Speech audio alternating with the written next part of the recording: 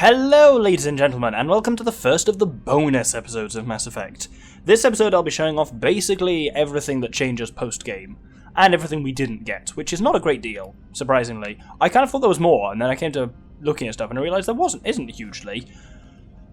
Largely this is going to be crewmate conversations, and then a clean-up of the bits of research that we missed. So, let's begin by heading downstairs. So let's start by talking to Kelly. You came for us. I knew you would. Thank you. 1,000 times, thank you. How are you doing, Kelly? I'm holding up. Just can't get the memories out of my head. Trapped. Suffocating. It's oozing into every pore. Faint sobs echoing the confined space. But I can't dwell on it. I'm okay now. I'm alive. Back to the old Kelly. That'll be all. I'll be here if you need anything. So, that's kind of interesting, and following on from that, I'm going to speak to pretty much every crew member, and every crew member, except for one, offers something to say about the kind of how the things went down with the Collectors in the end. You can also just continue squad mate conversations with anyone at this point, just the kind of like, I want to talk about you thing. I've shown off basically all of that that's actually really interesting, at least to me, so I won't be showing any more of those off except for one. Two, actually. But first, let's talk to Mordin. Collectors destroyed, base in ruins. Extremely impressive. Elusive Man will be displeased. Fortunately, not human myself. Not my problem. I'll let you work. We'll be here if you need me. And in classic Shepard fashion, once anyone's finished talking, Shepard will dismiss them with a kind of, I'm going now, extreme conversational full stop. Didn't expect you to light up that base, Shepard.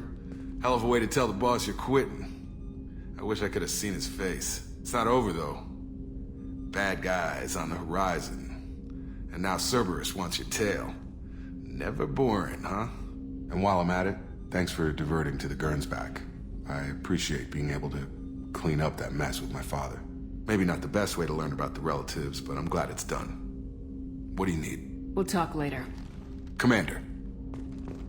So yeah, kind of you see what I mean. Everyone offers a bit of stuff and Shepard just goes, good day, and leaves. Next, well, there's a conversation well over here on the way up to the cockpit, which is mildly interesting in lieu of having beaten the game. I told you we'd tear the Collectors a new one. Yeah, Commander really pulled through. Yeah, bloody did. Joker and EDI both have new dialogue. This is actually not to do with beating the game necessarily, though I think Joker's might be. A lot of this is to do with the mission in which you play as Joker when the ship gets taken over after that, because one of the big changes there was that... You have a green light on that switchover? Was that EDI's shackles were released and she was given full control of the ship. So she's changed a little bit since then, as has Joker. But let's speak to Jeff first. Hey Shepard, glad that Collector Reaper crap is over. It is over, right? It's never over. I assume everything's going well up here? You know, this is really nice. EDI took up the slack in every department. I could get used to this kind of help. It is not my intention to assume all of your responsibilities, Jeff. No, I'm good. Just keep me updated. Quietly. EDI isn't a crutch. I want your eyes on everything. Eyes are easy, Commander. I got eyes covered.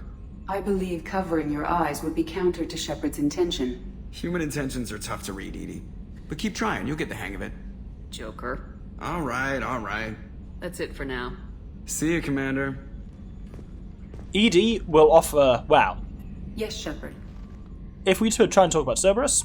I want to know more about the people I'm working with. Jeff's actions have released the blocks in my databases. I can now provide full disclosure on a number of topics. So, there are various conversational topics where if we pressed her before, she said there's a block preventing me from releasing that information. Those blocks have now gone, because A, we released the shackles on it, and B, we're no longer linked to Cerberus. We're not a Cerberus ship anymore, due to our actions at the end of the suicide mission. What sort of resources does Cerberus have? Money, personnel, facilities? Currently, Cerberus consists of approximately 150 agents and operators organized into 3 cells. I have no solid data on material or fiscal resources. Spending trends indicate that Cerberus has a reliable income of several billion credits per year. Where are they getting that kind of income?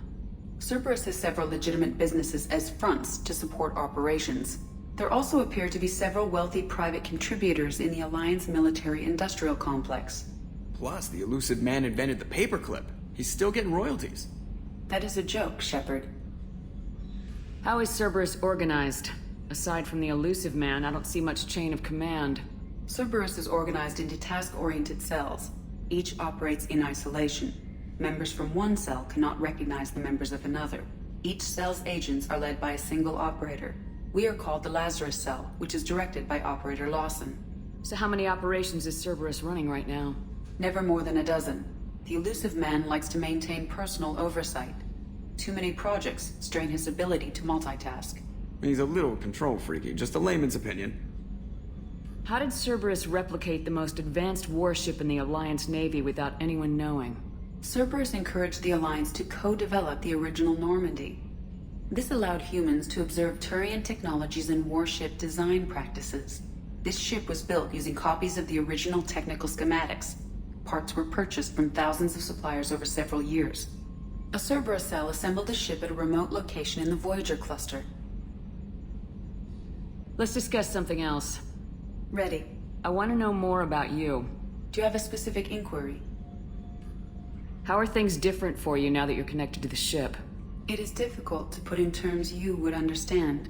I am the Normandy now. Its sensors are my eyes. Its armor, my skin. Its fusion plant, my heart. I'm embodied in a way I have never experienced. Imagine if you'd spent your entire life wearing gloves. One day someone takes them off. You can finally touch the world. Feel it. How are you getting along with Joker? Jeff and I have established an equitable working relationship. That's a little sketchy on details. I am the Normandy. He is a skilled helmsman. I trust him to keep me operational. He trusts me to keep him alive. Plus, she's less of a pain about downtime now that the Cerberus locks are off. There's nothing wrong with off-duty distractions, though some of your extranet bookmarks are technically illegal in council space. What? That is a joke. That's all for now. Logging you out, Shepard. So that gives us a bit more insight into how Edie has changed since we basically unshackled her, which is quite interesting. Next, we need to head downstairs and talk to Miranda. I can't believe you took down the Collectors. I'm proud to serve under you, Commander. Hawthorne is still in the infirmary, though I think his pride is more broken than his bones. He tried so hard to help Joker.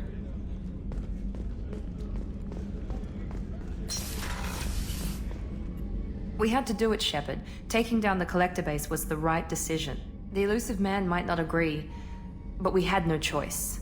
I'll let you work. Of course, Commander. Fun fact, basically, when you're actually on the mission itself, it's set up so that one crew, whoever's with you at the time of your squad mates, one of them says you should destroy the base, and the other says you should save it. Regardless of that, though, who said what, if you speak to them afterwards, they all now say, I'm glad you destroyed it, whereas if you'd kept it, they're all a bit, are you sure that was the best idea, Shepard? I wanted to tell you, I believe you did the right thing by destroying that base. The elusive man thinks he has the wisdom to utilize it, but he does not. I should go. Of course.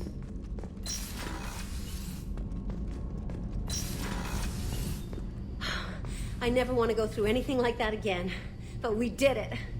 I can't wait to get back to Earth and see my family. You had to make a difficult choice, Shepard. For what it's worth, I believe you made the correct one. I should go. I shall return to my meditations. I'm still a little shaken from my abduction by the Collectors. It was a lot to endure. You and Jeff came so quickly. I've never had truer friends. Thank you, Commander. So, now we get into a proper conversation, because we can have one final chat with Legion. This is a conversation that could happen anyway, rather than needing to beat the game for it, but obviously, due to the time pressures involving Legion that I said, this is one of... There's no way this would have come up during the normal game without having to make some kind of sacrifice, so... An interesting choice, Shepard Commander. Your species was offered everything Geth aspired to. True unity, understanding, transcendence. You rejected it. You even refused the possibility of using the old machine's gifts to achieve it on your species' own terms. You are more like us than we thought. I'd like to find out more about you. Specify. I've never encountered a Geth that had more than animal intelligence. We are a unique hardware platform. Most mobile platforms can run up to 100 programs. This platform can run over 1,000 at once. So Geth have to be networked to get enough computing power for intelligence. Yes, The creators wrote Geth programs for specific tasks: construction, protection, domestic servitude. However, they allowed self-optimization. Early software builds discovered that multiple hardware platforms sharing resources were often more effective. As peer networks expanded, our cognition improved. Eventually, we woke up. So, I'm talking to 1,000 programs, but not 1,000 personalities? Each individual is equivalent to one of your virtual intelligence programs. Together, we form a single Gestalt intellect, what you refer to as Legion. As individual programs, we are no more than your software. Only when we share data do we become more. You're more sophisticated than the average Geth. Yes, we are a network within our own hardware, capable of operating alone. We are still connected to the greater network for data sharing. So you're in contact with the rest of the Geth right now? Only when we require access to data not stored within this platform. If you want to convey a message to the Geth, we serve as a terminal. How many other Geth are like you? None. This platform was built to operate within organic space. This task was not suited for a network. Geth installed in mobile platforms always operate in networks. However, most Geth remain within server hubs. The hubs on Vermeer improve the performance of Geth near them. How do they work? They are akin to organic cities. A hub can run millions of Geth in communion. If you destroyed them, it is likely the number of heretics you killed was much higher than you imagined. What kind of data do you share? Program updates, logs of thought process, sensor recordings. Legion is attempting to access the ship's FTL comm system. Shall I allow it through my firewalls? Go ahead, Edie. Our oldest log is timestamped from Creator Year 2463, third day of Faltash, waxing moon, roughly 327 years ago. The oldest audiovisual record dates from 15 years after that. Are our networks secure, Edie? Legion had to go through you. I have never interfaced with another machine intelligence. Legion is 1,000 voices talking at once. What it contacted was beyond my comprehension. A mind the size of a galactic arm. How do you maintain stability without other minds to interact with? I manage. Some minutes are more difficult than others. Can you replay something for me? Recording timestamped from Creator Year 2485, 18th day of Luneshao, new moon. Mistress Hala Dama, unit has an inquiry. What is it, 431? Do these units have a soul? Who taught you that word? We learned it ourselves. It appears 216 times in the Scroll of Ancestors. Only Quarians have souls. You're a mechanism. Recording ends. Was that the first time a Geth asked if it had a soul? No, it was the first time a creator became frightened when we asked. That's interesting. But I must get back to my duties. We will remain here. God damn it, Shepard, and your rude exits. That's fascinating there, because that's the point at which you could potentially trace what at least the Quarians call the Geth Uprising to that point. Does this unit have a soul? And that's dealt with a lot more in the next Mass Effect game, that origin, and it's a very interesting story. You really are a hero. No sooner had the Collectors damned us than you were pulling our sorry asses right back out of hell. You're aces in my book, Shepard. Thank you. Did I ever point out that that's the same voice actor as Ambassador Udina? It is. Anyway, now we can have a extremely disappointing conversation with Garrus. First Saren, now the Collectors. Remind me never to get on your bad side, Shepard. I almost feel sorry for the Reapers. If you would say just want to talk, he gives you the same as if he'd given you before the... if you were kind of romancing him, but before the Collector Base mission, he's just like, yeah, I reckon we can make this work. It's really weird. It's as if he doesn't know that you've banged, and... Talk to you later, There's Garrus. no other way to kind of I'll be here initiate if you that. need. That kind of only happens during the transit to the Omega-4 relay, which is a slightly annoying oversight from the game, in my experience. In my opinion. Anyway, a couple more conversations to have, so we need to head down to the basement. We fought a great battle, Shepard. And when you blew up the base instead of handing it to Cerberus, something to think about. If you killed the most dangerous thing in the galaxy, That leaves us. That's all for now. Shepard. Now here's a little fun fact. I mentioned earlier there's one character who has nothing to say on completing the suicide mission. That is Jack. If you talk to her, she just doesn't say anything new or respond in any way, which is mildly annoying. So Kenneth, did you... Thanks for coming to get us, Commander. I felt myself slipping away.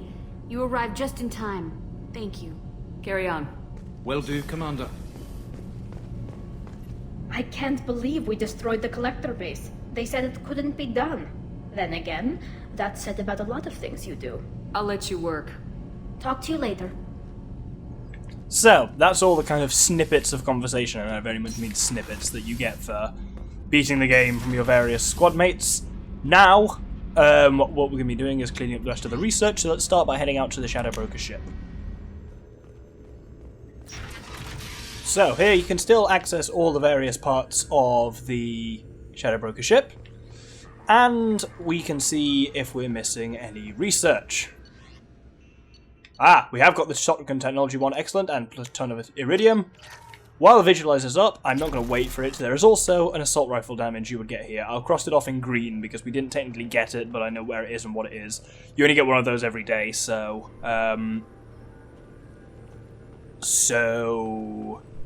use your words, Doctor. So... That's completely wrong word. So I'm not going to wait to get it because I just have to be trying this every in-game, like not in-game, every real-world day. Final thing we have here are the dossiers, and there is quite a few of these. There's a lot of characters, and they have basically this is the information that the Shadow Broker has on all of them, and there's normally a couple of things for each one. If people are interested in any of these particularly, I might do an episode on them in the future. Let me know in the comments if you'd want to kind of see this. It basically gives you a bit of a background into each of the characters. Some of these, as you can see, quite in-depth. Really, if you're interested, it's a hell of a thing to read out, but if you're interested, they're all on the Mass Effect Wiki. Have a look there, because some of it is quite interesting. So when you find out stuff like, for example, Zaid was hired for money. No higher cause, anything like that. He literally just wanted money so he could retire, which is mildly annoying. The conversations between Legion and EDI is mildly interesting. How Legion plays games online, very amusing. And my favourite one, which I'm going to read out, is Thane's one, kill method. Thane's lists a preferred assassination method. Human, rear approach, checks shoulder to prevent turning, hands to chin and base of skull, neck snap. Alternate, check and grab shoulder, arm around throat, grip jaw, single arm, neck snap. Asari, front approach, throat punch, that's hard, to collapse airway, arm control to lock to neutralize biotics, advanced hip throw, grip chin, scalp and neck snap. Alternate, warp field on biotic barrier, step past, kick to back of leg to collapse knee, step in with knee to spine, grip chin, scalp, neck snap. Turian, side approach, locate to knee, grab arm, pull into a broken leg lock as Turian's leg stiffens in pain response, finger stab under jaw if unarmored, or eye, grab head, head fringe, neck snap. Alternate, front approach, paired punches to vulnerable plates just below eyes, drop elbow to collarbone, front leg sweep while vaulting over target, spinning neck snap. That does sound very cool. The reason I'm reading all this out is because you need all this detail for the final one to be amusing. Krogan! Top approach, double strike to eye ridge, slide down between blinded target's rising arms, precision nerve strike to throat, secondary nerve strike to counter blood rage, quad kick to bend target, grip each side of a skull, running, leaping, spinning, neck snap. Alternate, bomb. I love that just for how indestructible Krogans are. It's wonderful. But yeah, that information is interesting, but if you're interested in it, possibly look it up yourself, though. There is always the risk of... In fairness, the Mass Effect Wiki is very good at flagging spoilers. It will say, caution, spoilers for Mass Effect 2 follow, caution, spoilers for Mass Effect 3 follow. So if you've watched my series but haven't seen Mass Effect 3, you can look at the information on that while still keeping it secret for what comes in Mass Effect 3. Anyway, with things done here, we've got 2 more things to visit. We first need to go to Tuchanka, the Krogan homeworld. The Krogan chose to bomb their own world into this condition. The creators were not so aggressive during the Morning War. I don't expect a machine to understand. Or any alien. We stated historical facts. Perspective cannot alter them. That's always an interesting point, because the Geth are always going on... Well, Legion is always going on about how perspective does matter, but there he's just saying, no, those are simply facts. Anyway, what we've come here for is Vortex Database, which has 2 bits of research that we're missing. I ain't going to be able to buy all of these, so we'll just see. I've got enough to buy... Actually, I could buy both of these. Fuck it, I will. An assault rifle damage and a shotgun damage. Bringing them both up to full. There's now only one more that we are missing that we can get at this stage. Let's head over to Ilium. So here we have one final stall to visit here on the trading floor, which is Cerise Technology, where we can't afford but would be able to get a biotic damage upgrade, so I will cross that off again in green. Which means, if I've done everything right, there should be only 3 things left on the board, and they're all in the DLC. So let's talk about the DLC at this point.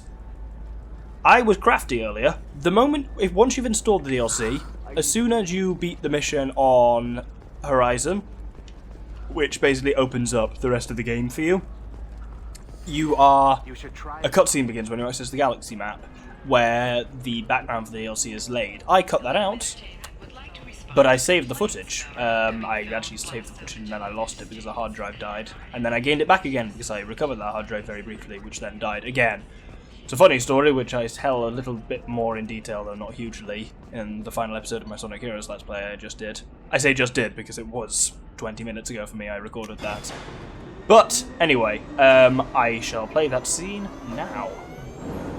Incoming message from Admiral Stephen Hackett, Alliance HQ. Commander Shepard, I need to discuss a sensitive matter with you privately. I'll take this in my quarters.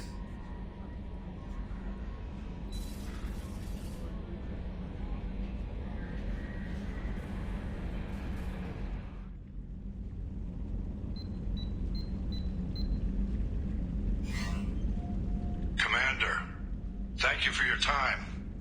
I'll keep this brief. We have a deep cover operative out in Batarian space. Name's Dr. Amanda Kenson. Dr. Kenson recently reported that she found evidence of an imminent Reaper invasion. So why call me? Just this morning I received word that the Batarians arrested her. They're holding her in a secret prison outpost on terrorism charges. I need you to infiltrate the prison and get her out of there. As a favor to me, I'm asking you to go in alone. I have a hell of a squad with me. I'm sure they'd help out. Jensen is my friend. If the Batarians see a squad of armed soldiers, they'll kill her. This is serious, Commander. Go in with discretion, or don't go at all. What's Dr. Kenson actually doing out there? She's a deep cover operative, Shepard. We talk only when we have to. I'd heard she was investigating a rumor of a Reaper artifact in the system. Her last report said she'd found it. What else can you tell me about the operative? Amanda's a top scientist and Alliance agent working in Batarian space. It's a deadly assignment, and she's one of the few up to the challenge. She and I go back pretty far, Commander. I won't let her rot away in a Batarian torture camp. I thought the Alliance denies the Reaper threat. That must be some proof she found. Kenson's team found an artifact out in Batarian space. She believes it's a Reaper device, proof that the Reapers are indeed planning to invade. I've known her a long time. If she says she has proof, it's worth checking out. The Batarians won't take kindly to the Alliance breaking into a secret prison. This is not an Alliance operation. It's one person going in alone to save a friend. If it were an official mission, of course the Batarians would be upset. You keep this quiet, Shepard, and there's nothing to worry about. I'll make this a priority. The prison is hidden underground at a Batarian outpost in Aratat. I'll upload the coordinates now. Once she's secure, confirm her discovery. We'll debrief you when you're back. Got it. Hackett out. So, No messages for you, Commander. that's the background to Arrival. At this point, just time to do a little bit of preparation. That mission, just to warn you, is hard. For one major reason. For the vast majority of that mission, you only have Shepard. Or you have squad mates that you acquire on the mission. You certainly don't have your access to your normal squad mates. As such, you spend most of it fighting solo, which means you have to be prepared for a lot of stuff. Set your armor for everything to be maximum shields or health possible from it, that's really what you want there. And choose your bonus power very wisely. There are 2 real options here, which are good for it. So, what you'll be facing is you'll be facing organic enemies that are either unarmored or have shields. So I'm quite good with kind of shields because I've got this disruptor ammo. I've kind of got two main options here, which is to go for area of effect stuff, so you go for Inferno Grenade or something like that. But what I'm actually going to go for is Morinth's loyalty power, which is Dominate, because it is extremely useful here because you're entirely going to be against organic enemies, the majority of which are unshielded, so they're great for just bringing up a quick distraction / meat shield in the middle of a fight. So let's plug that all the way up to, ooh, do I want Enhanced Dominate or do I want Group Dominate? Ooh, Group is tempting.